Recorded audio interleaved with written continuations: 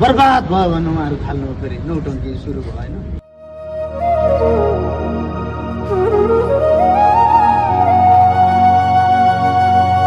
तरिकाले आएदेखि मैले के भनिरहेको छु भने हामी 3 पार्टी छौँ होइन, भरतपुर महानगरपालिका फाउन्डेसन र सप्लायर्स 3 जना यहीँ बसौँ, यहीँ छन् नि त सबैजना यहीँ बसौँ। अनि अब भोलि अप्ठ्यार जानु पर्यो भने म त अनुसन्धान सकेर आएको नि त यही विषयमा होइन।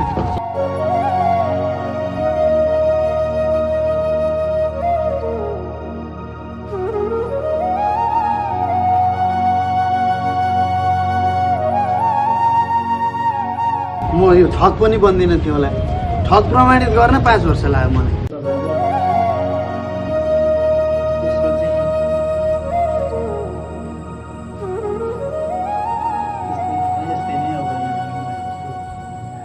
मैले त्यसरी भन्नु छु अर्को अब मलाई तपाईँहरूले जे भन्नुभएको छ चौकीमा 57 करोड भ्रष्टाचार भनेर एकजना सम्मानित व्यक्तिले उजुरी हालेकोले मेरो परिवारलाई कुन मानसिक तनाव भोग्नु पर्यो र कुन अवस्थामा हामीलाई पुर्याइयो भन्ने कुरा त मैले अख्तियारमा गएर बयान दिएर त्यसको तामेलीमा हालिसकेपछि त्यो पछाडि राष्ट्रिय सतर्कता केन्द्रले टेक्निकल अडिट गर्दाखेरि त्यहाँ चाहिँ अख्तियारका मान्छे प्राविधिक र सिए पनि बस्दा रहेछन्, कुनै यहाँ फिल्डमा आएर हेरेर चेक जाँच एउटै विषयमा 1000 चोटि चेक जाँच भइसकेपछि अब डराउनु पर्ने त केही थिएन होला नि।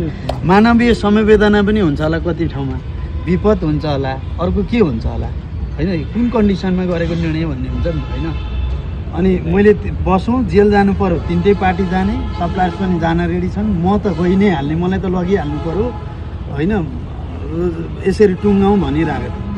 अब मलाई यहाँ अरू केही छैन, भरतपुरले स्वामित्व लिइसकेपछि मलाई चाहिँ त्यो फरफाराको जिम्मा महानगरपालिकाले लियो भन्दा त उहाँहरूलाई 5 महिनामा पैसा दिए पनि 6 महिनामा दिए पनि दिँदै नदिए पनि 18 करोडमा 12 करोडमा मिलाए पनि त भयो नि त होइन।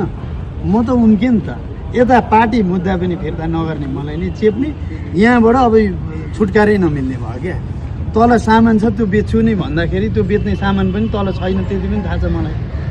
त्यो त सार्वजनिक सम्पत्ति होला, हिजो बानरले लिएको त्यो सम्पत्तिको त सबै मबाट लिएको चिजको त म मजदुरको पैसा त तिर्दैन त होइन। 2 जना मजदुर मरिरहेको छ यहाँ नाइके उनीहरूको।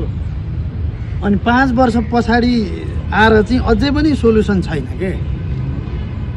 आज चाहिँ बसाइमा के भयो त मैले 3टा कुरा गरेँ। पहिलो त बोर्डबाटै टुङ्गाउँ होइन, त्यतिबाटै गरिदिनु, मेरो स्वास्थ्य अवस्था र मेरो बच्चाको उपचारतिर म लाग्छु भने, मेरो छोरीको कन्डिसन जे हो देखिरहनु भएको छ त्यो भने।